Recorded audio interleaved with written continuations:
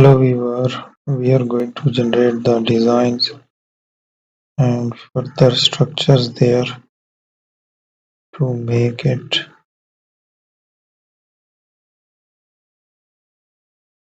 and also we will have the designs as well.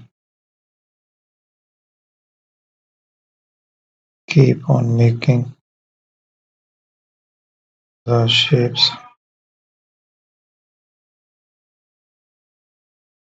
So let's create more shapes.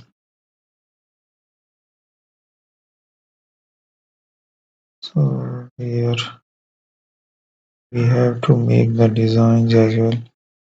So there are some strange designs we can put on that surface. So that's it.